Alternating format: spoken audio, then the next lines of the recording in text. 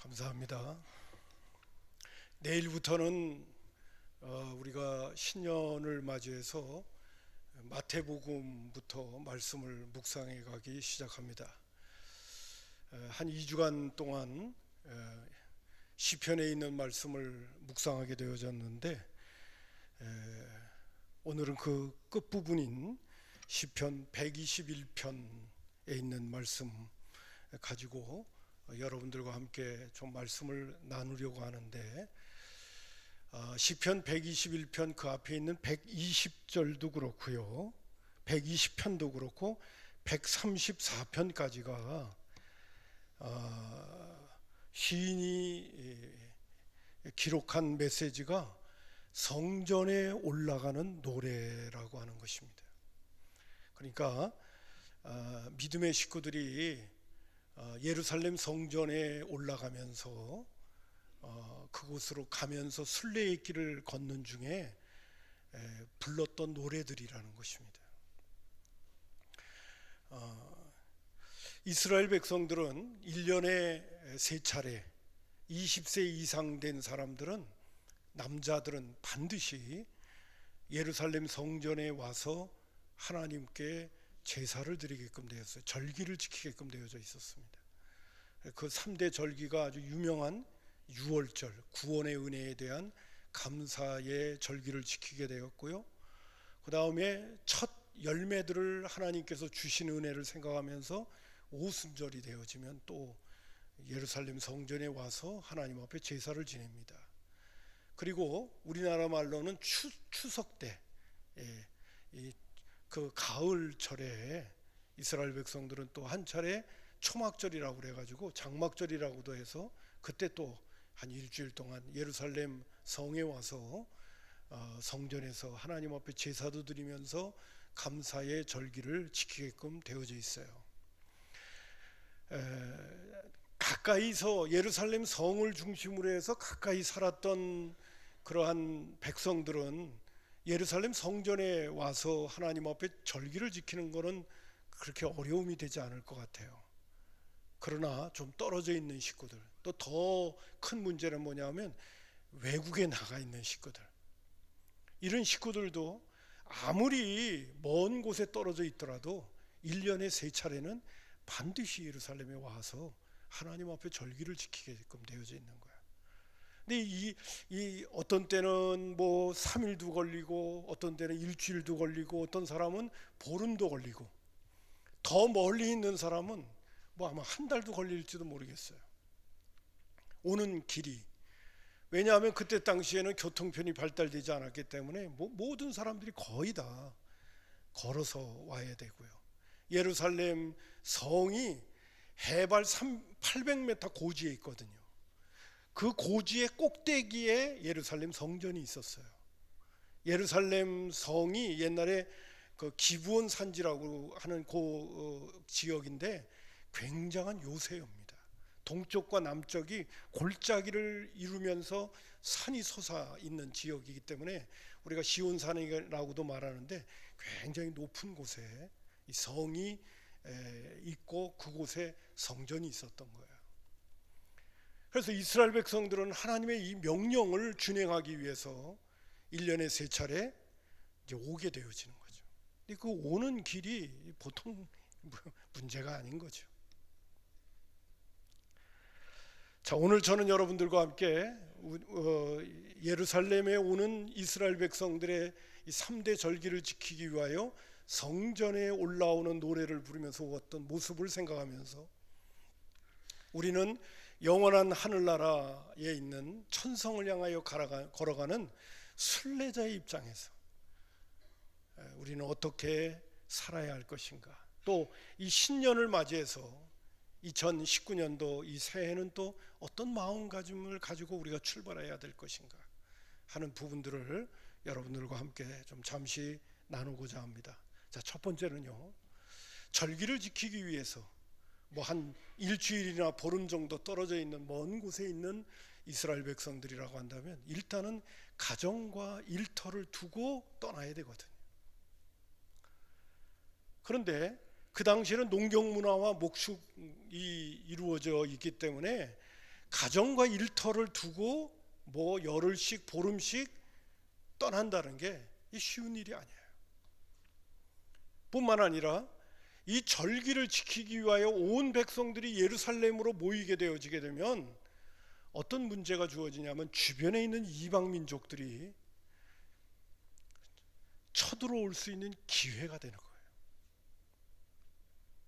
아니, 다 같이 뭐 예루살렘에 와갖고 절기 지킨다고 그러는데 무슨 총칼 들고 오겠어요? 아니 뭐 칼 들고 방패 들고 오겠어요? 그러니까 이때가 기회다 그러고 옆에 있는 민족들이 그때를 틈타서 쳐들어온단 말이에요. 그럼 완전 무방비 상태에 빠지기 때문에 이스라엘 나라는 뭐 점령당하는 거는 시간 문제죠. 그리고 여러분 잘 아는 것처럼 하나님이 이스라엘 백성들을 선택할 때 무슨 시각으로 선택했는지 아시죠? 가장 작은 민족이고 가장 연약한 민족이라고 하나님이 생각하셔서 그들을 선택하신 거예요. 그래서 이스라엘 나라는요, 지금 강원도 땅만한 지역입니다. 그런 지역에 이스라엘 백성들이 살고 있었던 것이죠. 자, 어떻든 이스라엘 백성들이 예루살렘 성까지 오게 되어지게 되면 가정을 두고 와야 되고 일터를 두고 와야 돼요. 그리고 그런 상황이 전국적으로 이루어지게 되어지면 외국 주변에 있는 민족들에게 있어서 틈을 타게 만드는 요인이 되게 만드는 거예요. 집을 두고 오는 문제도 그렇고 나라가 1년에 3차례 절기를 지키면서 명절을 지키는 이 과정이 굉장한 큰 문제가 될 수가 있다는 거죠. 근데 하나님께서 그걸 어찌 그렇게 잘 아셨는지 출애굽기 34장 23절 24절에 이런 말씀을 하여 주셨습니다. 너희가 모든 남자는 매년 3번씩 주 여호와의 이스라엘의 하나님 앞에 보일지라. 내가 이방 나라들을 내 앞에서 쫓아내고 내 지경을 넓히리니 내가 매년 3번씩 여호와 내 하나님을 뵈러 올 때에 아무도 내 땅을 탐하지 못하리라. 하나님께서 뭐라고 하냐면 1년에 3차례 예루살렘 성전의 절기를 지키러 올 적에 너희들이 분명히 걱정이 될 거야. 가정적으로 일터적으로 나라적으로 걱정이 되지만은 걱정하지 마. 내가 그때만큼은 내가 네 민족을 보호할게. 어떤 민족이라도 이 땅을 탐하지 않도록 내가 지켜주마. 여러분, 제가 지금 오늘 여러분에게 이런 말씀을 드리면서요, 신앙생활을 실제적으로 하십시오. 믿음 생활을 실제적으로 하십시오. 머리로 하지 마십시오. 하나님께서 이스라엘 백성들에게 절기를 지킬 때 걱정하지 마. 그 절기 지킬 때 너희 인간적이고 세상적인 상식적으로 볼 때는 위험하고 틈을 타게 만들고 염려가 되지만은 걱정하지 마. 하나님은 오늘도 살아계셔서 역사하시니까 내가 지켜줄게 말씀하신 것이에요. 이스라엘 백성들은 가정과 일터를 두고 이제 예루살렘 성전을 향하여 오게 될 때 제일 먼저 주어지는 것은 뭐냐면 믿음으로 출발해야 된다는 것입니다. 여러분, 신앙이라고 하는 건 믿음으로 출발하는 거예요. 내 논리로 출발하는 게 아니에요. 내 이성으로 출발하는 게 아니에요. 세상 살아가는 상식으로 출발하는 게 아니에요. 하나님의 말씀을 붙들고 믿음으로 출발해야 되는 거예요. 할렐루야. 그래서 오늘 나오는 시편 121편 1절과 2절에 있는 말씀, 내가 산을 향하여 눈을 들리라. 나의 도움이 어디서 올까? 나의 도움은 천지를 지으신 여호와에게로다. 우주 만물을 창조하신 우리 하나님이 우리를 도와주실 것을 믿기에 나는 가정과 일터를, 나의 농토를 주님께 맡기고 주님이 지켜주시겠다고 그러니까, 그리고 나는 출발합니다 라는 노래를 부르면서 이스라엘 백성들은 성전을 향했다는 것입니다. 아버지와 아들이 출발하면서도요, 믿음으로 출발해야 되기 때문에 1절은 아버지가 읊으면 2절은 아들이 대답하고, 내가 산을 향하여 눈을 들리라. 나의 도움이 어디서 올까? 그러면 옆에 있었던 아들이 나의 도움은 천지를 지으신 여호와에게서입니다 라고 대답을 하면서, 또 여호와께서 너를 실족하지 아니하게 하시며 너를 지키시는 이는 졸지도 아니하시리로다 하면, 이 또한 아들이 이스라엘을 지키시는 이는 졸지도 아니하시고 주무시지도 아니합니다 하고 대답하면서 그들의 발걸음을 내딛고 하나님께서 명령하신 예루살렘 성전을 향하여 그들의 믿음의 발걸음을 내딛고 출발하는 거죠. 여러분, 2019년도 이 새해에도 인간의 수단과 방법으로 이 새해를 맞이하지 마시고 하나님의 약속의 말씀을 붙들고 천지를 지으신 여호와가 나의 도움이라는 것을 믿고 그분을 의지하고 산다면 우리는 그분의 말씀에 순종하고 그 말씀을 붙들고 이 한 해도 출발해야 될 줄로 믿습니다. 하나님의 말씀 꼭 붙들고 주님이 책임져 줄 것을 믿고 그렇게 해서 믿음의 발걸음을 내디뎠던 그 절기, 믿음의 선배들의 그 신앙, 오늘 우리도 바라보면서 야, 신앙은 이렇게 가는 거구나. 그리고 그 믿음이 흔들리지 않기 위해서 끊임없이 성전에 올라가는 노래들을 불러가면서 하나님의 말씀을 가슴에다 새기면서 믿음의 길을 또 성전을 향하여 천성을 향하여 걸어갔다는 것입니다. 그 다음에 이제 두 번째로 성전에 올라가는 과정 가운데 주어지는 문제가 있어요. 여러분, 거기 나오는 1절을 보게 되면 내가 산을 향하여라고 하는데, 이 산이라고 한다면 그냥 우리가 상식적으로는 시온산이라고 하는 예루살렘 성전이 있는 곳으로 이렇게 생각해 볼 수도 있지만은, 이 산이라는 단어가 히브리어 원문은 복수라는 거예요. 영어로 표현하면 hills, mountains, 여러 산들을 이야기하는 거예요. 그래서 이 여러 산들을 향하여 내가 눈을 든다라는 표현이 뭐냐 하면, 여러분 이스라엘 나라의 그 지형과 기후를 보게 되어지면요, 강원도 땅만한 곳인데 그 땅 안의 기후와 지형이 전 세계에 있는 모든 기후와 지형이 그 강원도만한 땅 속에 다 있다는 거예요. 그래서 제가 예전에 성지순례를 갔을 때에 그 이스라엘 땅을 안내해 주는 목사님이 그런 얘기예요. 여기 이 이스라엘 땅을요 퍼펙트 랜드라고 합니다. 퍼펙트 랜드, 모든 지형이 다 있는 곳이라는 거예요. 한마디로 표현해서 그 조그마한 땅덩어리인데도 불구하고 이스라엘 나라는요 사막이 있습니다. 남쪽으로는 사막이 있고요, 그 다음에 중간쯤에는 산지가 있어요. 이 산지, 예루살렘 같은 경우에는요 해발 800m가 있으니까 더울 때도 덥질 않아. 높은 산에 있다 보니까. 그리고 저기 갈릴리 쪽으로 보게 되면 바산한 옥이라고 하는 곳인데, 거기는 또 목초지가 얼마나 또 멋있게 펼쳐져 있는지 몰라요. 뿐만 아니라 그 헬몬산으로부터 내려오는 물이 이 갈릴리 바다까지 갈릴리까지 오게 되어지는데, 중간 중간에 이 뭡니까 샘이 터져 나오는 데도 있어요.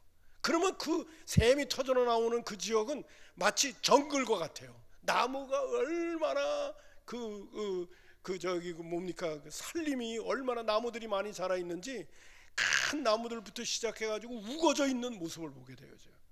아니 어쩌면 그렇게 조그만 땅덩어리 속에 사막이 있고 산지가 있고 들판이 있고 그 다음에 정글 같은 데가 있고 말입니다. 산림이 있고 그런 데를 한 번에 다 보게 되어지는 거예요. 제가 드리고 싶은 얘기는 그거예요. 하나님의 성전에 오는 그 길 가운데는 첫 번째 어디를 통과해야 되냐면 산을 통과해야 되는 거예요. 산지를 통과하는 거예요. 근데 첫 번째 산지에는 뭐가 있느냐? 산적들이 있는 거예요. 도적대들이 있는 거예요.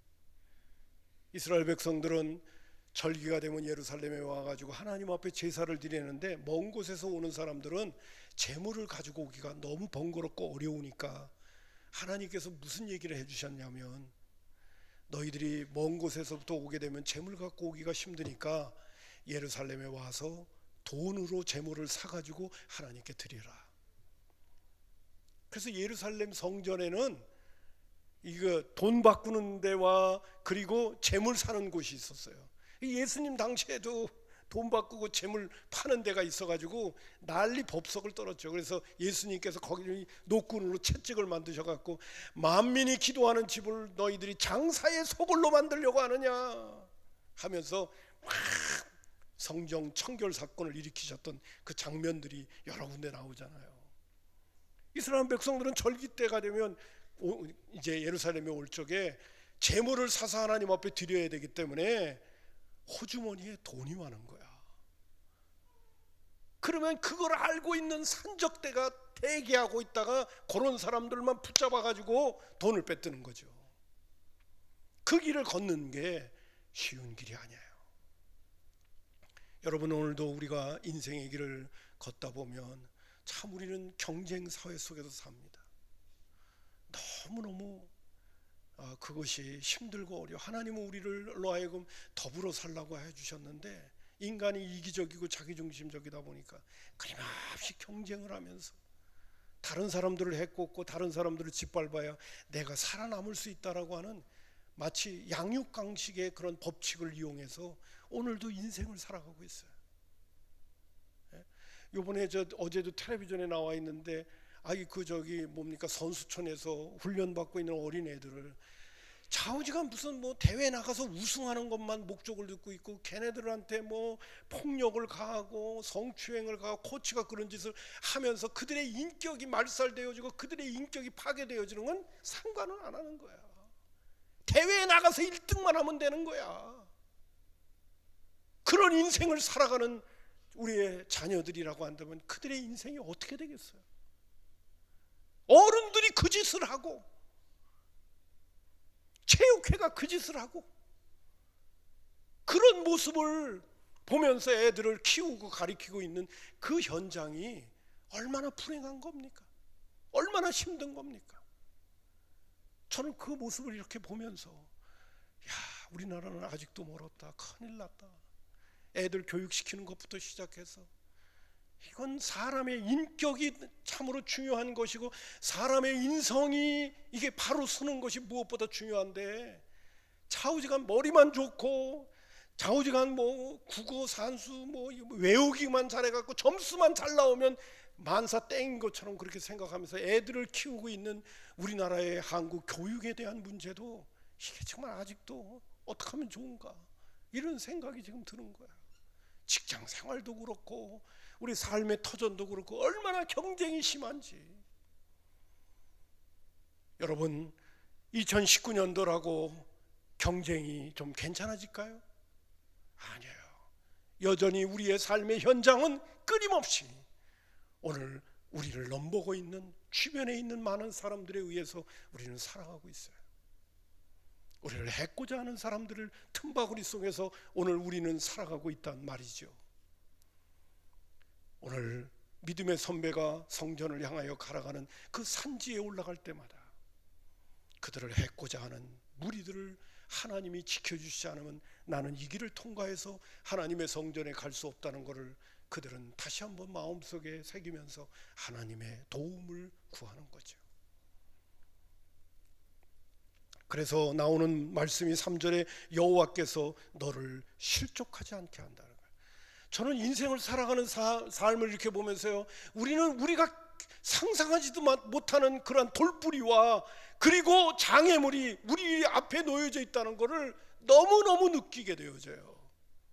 저는 여러분들한테 오늘도 또 한 번 말씀드립니다마는 세상 사람들이 이렇게 해갖고 성공했다, 절대로 예수 믿는 사람들한테 똑같이 성공이 그 사람처럼 흉내내면 된다고 생각하면 그건 큰 착각이에요. 여러분, 예수 믿는 사람은 하나님의 방법대로 살아야 성공하지 세상의 방법대로 살아가면 성공할 거다? 아니요, 절대로 그렇지 않습니다. 오늘 저는 그 이야기를 오늘 하려고 하는 건 아니고 하나님을 의지하면서 인생의 길이 힘들고 어렵지만은 주님 바라보고 가면 하나님께서 오늘 여기 본문에 나오는 말씀 가운데 대주제가 뭐냐면 지키신다는 거예요. 지키신다는 단어가 계속 반복되어져. 여러 개 나와요. 여러분, 반복이라고 하는 건 강조를 한다는 거예요. 우리를 도우시고 우리를 지키시는 분은 누구냐? 내가 아니라 우리 만군의 여호와, 하늘과 땅을 만드신 전능한 하나님이 나의 도움이고 지키시는 분이라는 걸 믿고 인생의 길을 걸어가고 천성을 향해 걸어가고, 믿음의 선배들은 예루살렘 성전에 1년에 3번의 절기를 지키러 올라갈 때마다 주님을 의지하고 올라가는 발걸음이었다는 것을 오늘 성경은 우리에게 말해주고 있는 것이에요. 아무쪼록 여러분, 천지를 지으신 여호와께 우리의 도움을 호소하면서 2019년도도 출발할 수 있기를 주님의 이름으로 축복합니다.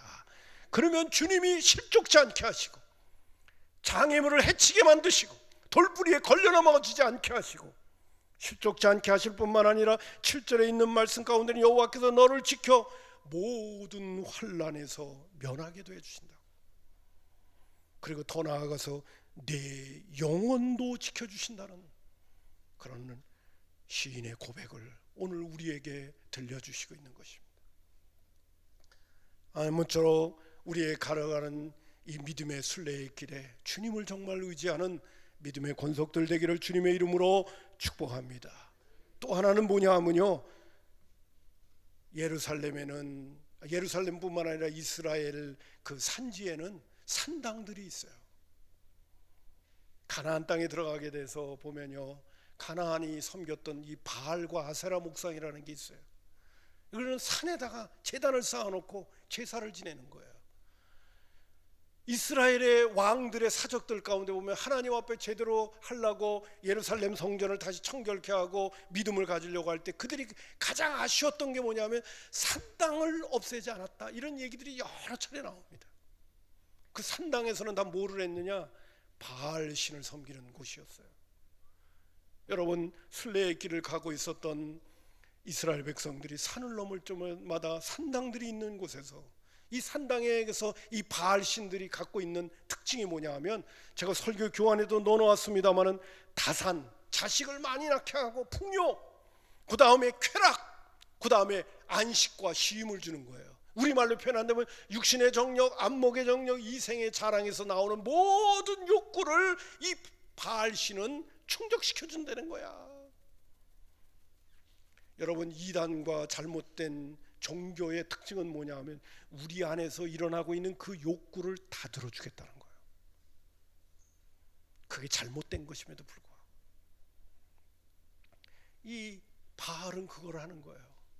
비를 제때 때에 내려주고 풍요롭게 하시고 자식을 많이 생산하게 만들고, 뿐만 아니라요, 이 바알과 아세라는 남신과 여신인데, 이 신들이 잠을 잘 때가 많았었는지 거기는 여사제들이 있어가지고요, 제사를 지낼 때마다 그 여사제들이 제사 지내는 사람하고 이 성적인 관계를 갖게 만드는 거예요. 혼음을 하고 광란의 섹스의 행위를 해가지고 바알과 아세라 신을 잠에서 깨우게 만드는 거예요. 이게 그들의 그때 당시에 바알 신의 그 가치관이었어요. 그래서 제사를 지낼 때마다 광란의 짓들을 하면서 제사를 지내는 거예요.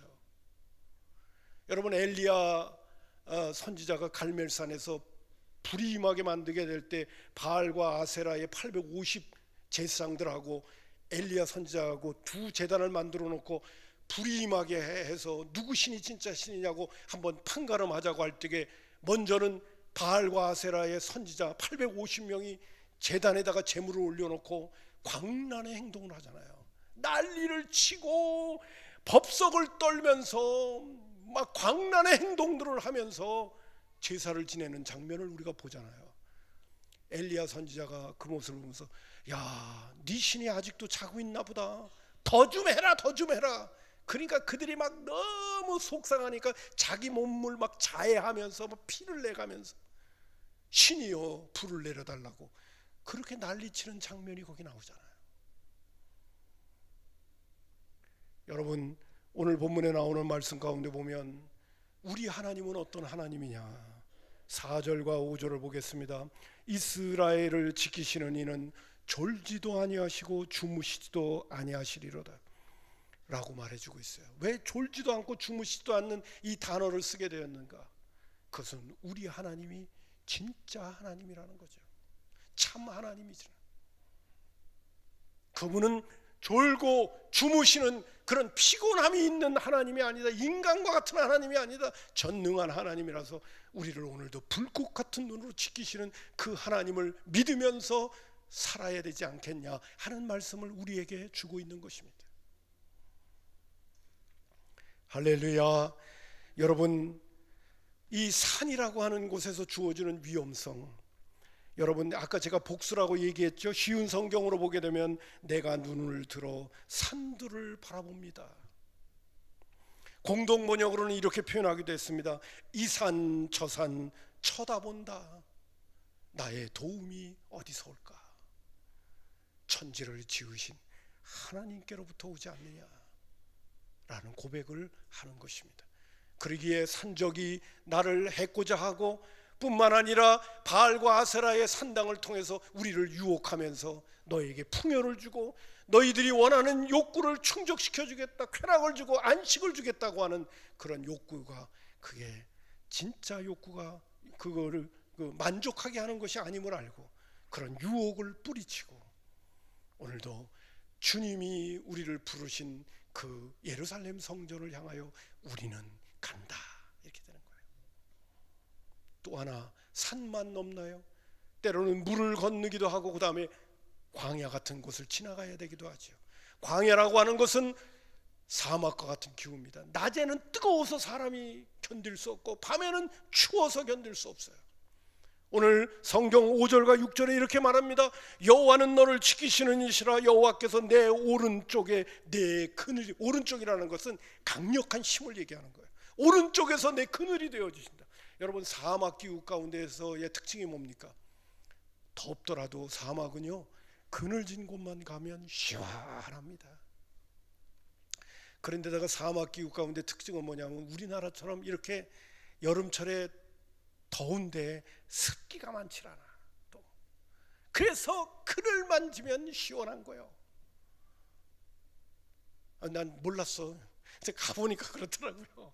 아니 어떻게 그늘만 들어가도, 날씨가 더우면 그늘만 들어가도 더운 건 똑같을 텐데, 아니요, 그렇지 않더라고요. 그늘만 딱 가면 시원한 거예요. 우리나라는 안 되죠. 습기가 있어가지고 끈적끈적하니까 안 되는 거지. 오늘 하나님께서 뭐라고 하냐면 내가 오른쪽에서 네 그늘이 되어준다. 뿐만 아니라 6절에 낮의 해가 너를 상하게 하지 아니하고 밤의 달도 너를 해치지 않다. 낮의 그 더위를 해서 너희를 해코자 하지 않게 하고 밤의 그 추위에서 너희를 해코지 않도록 하나님이 보호하신다. 그래서 어디를 향해 가는 거예요? 예루살렘 성전을 향하여 예배드리러 가는 것이죠. 할렐루야.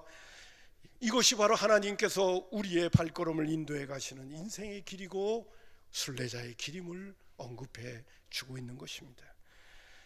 자세하게 나오지는 않지만 한 가지 제가 더 언급해 주고 싶은 게 있는 건데요. 실제적으로 힘들 때, 우리의 삶이 어렵고 힘들 때 우리가 받는 유혹이 하나 있는데 그게 바로 뭐냐면 사람에 대한 유혹이에요. 시편 146편 3절에 보면 시인이 이렇게 우리에게 권면합니다. 귀인들을 의지하지 말며. 이 귀인이라고 하는 것은 우리말로 표현한다면 돈 많고 힘 있고 권세 있고 능력 있는 사람. 우리가 힘들고 어려울 때는 옆에 있는 사람이 자꾸 눈에 보입니다. 돈 있는 사람이 눈에 보이고 힘 있는 사람이, 권력 있는 사람이 자꾸 우리 눈에 보이는 거예요. 근데 오늘 시인은 우리에게 말해주고 있습니다. 귀인들을 의지하지 말며, 또 한 가지 중요한 단어가 뭐냐면 도울 힘이 없는 인생을 의지하지 마라. 여러분, 여기서 말하는 도울 힘이 없는 인생이라는 얘기는요, 우리의 삶 속에서 정말 중요한 문제들은 인간이 해결 못해요.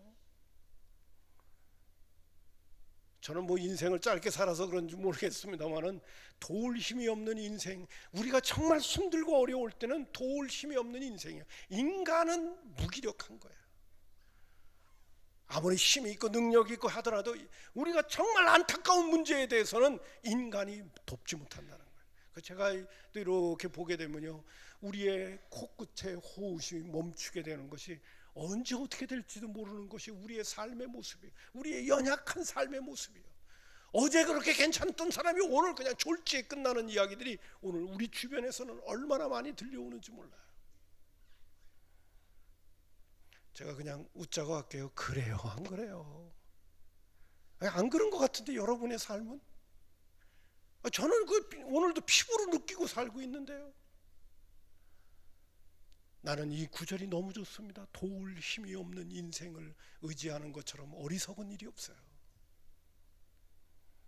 우리는 하나님만 의지해야 될 줄로 믿습니다.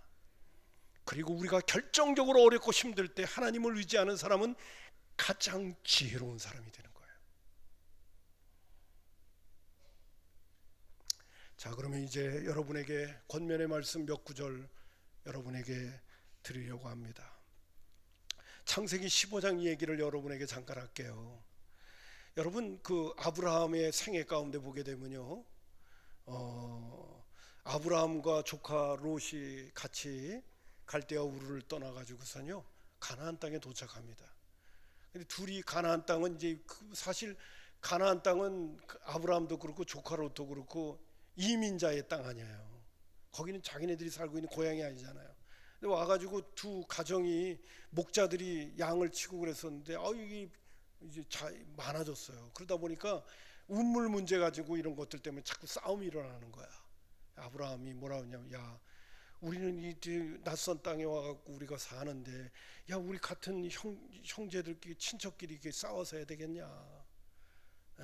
주변에 이게 뭐 우리 알지 못하는 딴 사람들이 이렇게 다 살면서 저 사람들은 뭐 어디서 와가지고선 자기네들끼리 저렇게 싸워. 그러면 안 되지 않냐? 여러분, 우리도 교인들끼리 싸우면 안 됩니다. 믿지 않는 사람은 저 사람들은 예수 믿고 왜 이렇게 싸워? 그럴 거 아니에요. 그래가지고 아브라함이 보니까 안 되겠어. 그래가지고 야, 조카 롯에게 아주 먼저 기회를 주는 거예요. 야, 조카 롯아, 네가 우하면 난 좌하고 그렇게 할 테니까 네 가고 싶은 대로 가라. 반드시 내가 너와 함께 가지는 않을 테니까. 그러니까 조카 롯이 삼촌이 나에게 기회를 주네. 너무 좋아가지고 그래가지고 사방을 둘러보니까요, 애굽 땅과 같고 에덴 동산과 같은 지역이 있는 거야.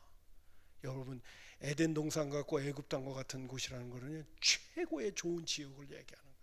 에덴 동산 좋잖아요.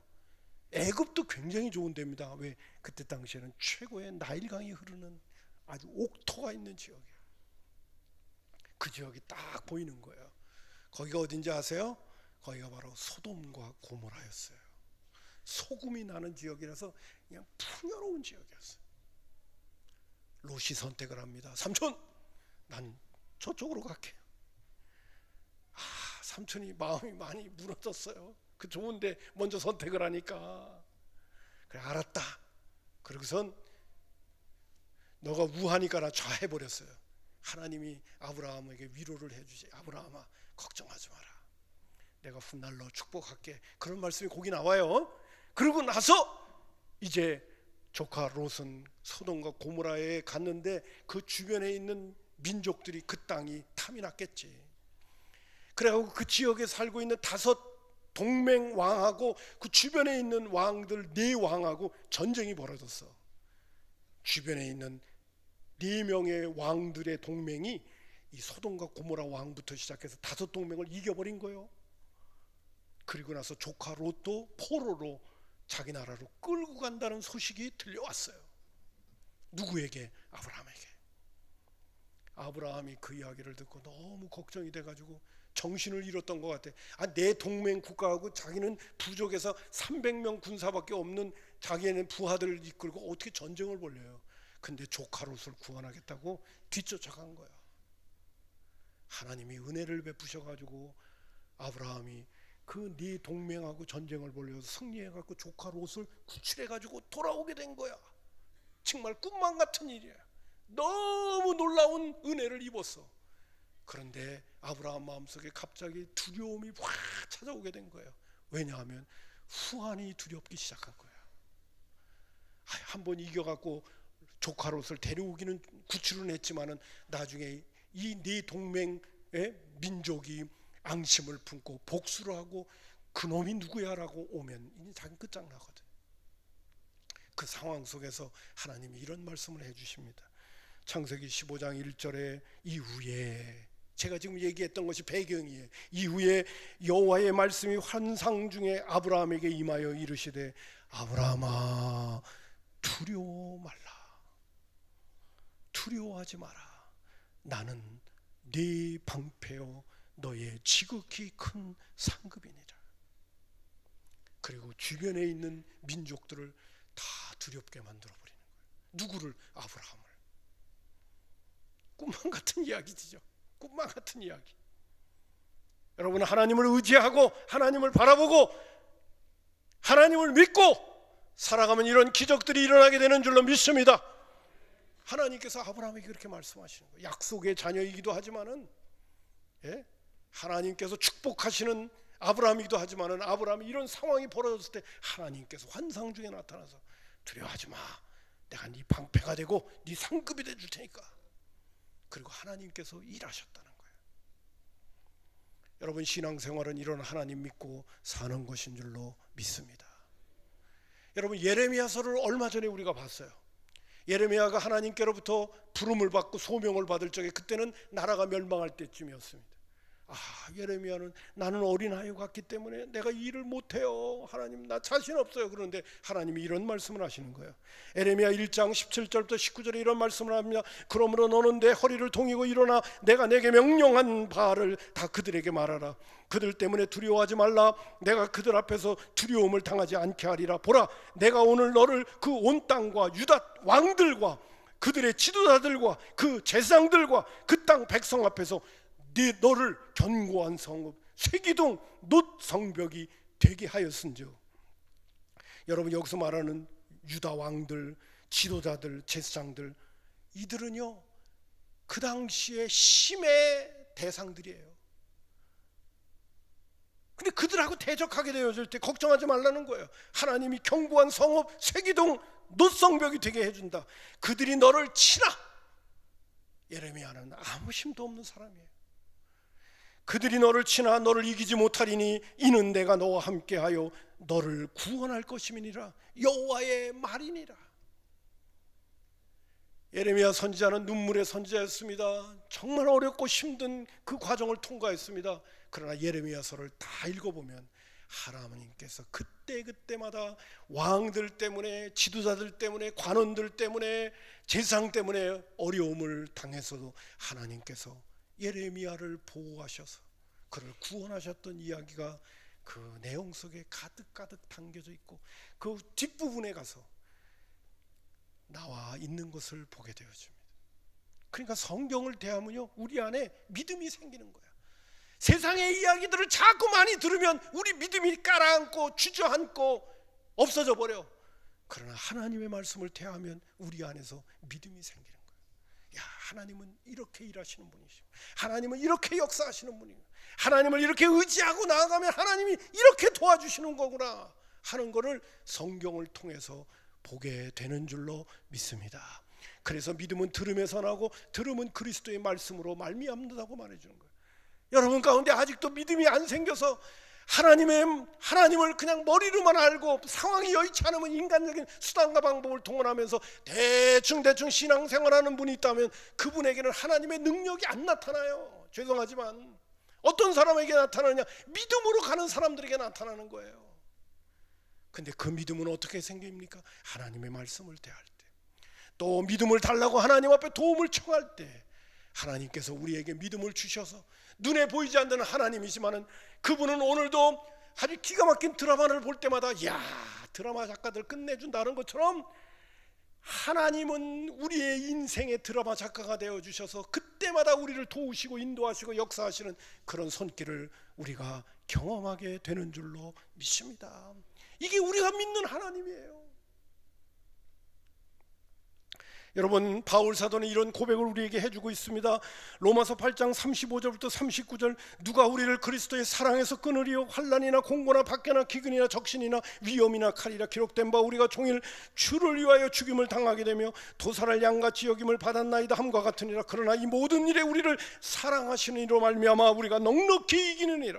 내가 확신하노니 사망이나 생명이나 천사들이나 권세자들이나 현재일이나 장래일이나 능력이나 높임이나 기쁨이나 다른 어떤 피조물이라도 우리를 우리 주 그리스도 예수 안에 있는 하나님의 사랑에서 끊을 수 없다고 선언하고 있는 것이에요. 우리는 하나님의 자녀 맞습니까? 하나님의 백성 맞습니까? 예수 믿고 구원받은 거 맞습니까? 그러면 하나님의 절대적인 사랑의 대상들이에요. 그 어떤 것도 하나님의 사랑에서 우리를 끊을 수 없습니다. 아들을 구주로 영접하게 하신 거 내가 믿고 싶어서 믿었나요? 주님이 나라에게 믿음 주셔서 믿게 하신 거 아닙니까? 그 주님이 끝까지 우리를 인도하시리라 믿습니다. 우리는 이 믿음을 가지고 천성을 향하여 순례의 길을 걸어가는 거예요. 제가 성경 구절을 다시 한번 읽어볼게요. 3절부터 읽어보겠습니다. 오늘 본문 말씀, 여호와께서 너를 실족하지 아니하게 하시며 너를 지키시는 자는 졸지 아니하시리라. 이스라엘을 지키는 자는 졸지도 아니하시고 주무시도 아니하시리로다. 여호와는 너를 지키시는 이사, 여호와께서 내 오른쪽에서 내 그늘이 되시나니 낮에 해가 너를 상하게 하지 아니하고 밤에 달도 너를 해하지 아니하리로다. 여호와께서 너를 지켜 모든 환난에서 면하게 하시며 또 내 영혼을 지키시리로다. 여호와께서 너의 출입을 지금부터 영원까지 지키시리로다. 아멘. 여러분, 얼마 전에 영화로도 나왔는데요, 아폴로 11호가 달에 착륙하게 되어지잖아요. 근데 아폴로 11호가 달 착륙하게 되어질 적에 닐 암스트롱이 이 시편 121편을 암송하면서 달에 착륙했다는 거예요. 낮에 해가 상치 아니하며 밤에 달도 나를 해치 아니하잔다. 이 성경 구절을, 이 시편 121편을 암송하면서 외우면서 달에 착륙에 성공했다는 거예요. 뿐만 아니라 아프리카의 선교에 아주 귀한 분 리빙스턴 같은 경우도 본국으로 돌아왔다가 다시 아프리카로 선교를 떠날 때마다 시편 121편, 내가 산을 향하여 눈을 들리라. 나의 도움이 어디서 올꼬? 천지를 지으신 여호와께. 그분은 나를 실족지 않게 하시고 나를 향하여 졸지도 아니하시고 주무시지도 아니하여 낮에 그늘이 되어 주시고 해가 나를 상치 못하게 하고 밤에 나를 해치 못하게 하시고 나로 하여금 환난에서 면케 하시고 나의 영혼까지 구원하신다는 이 성경 구절을 외우면서 아프리카를 향하여 선교를 떠날 때마다 이 구절을 암기하고 떠났다는 것이에요. 여러분, 2019년 이 새해 이 말씀이 저와 여러분에게 힘이 되어져서 우리의 도움은 오직 하나님이심만 믿고 출발하는 귀한 발걸음이 되기를 주님의 이름으로 축복합니다.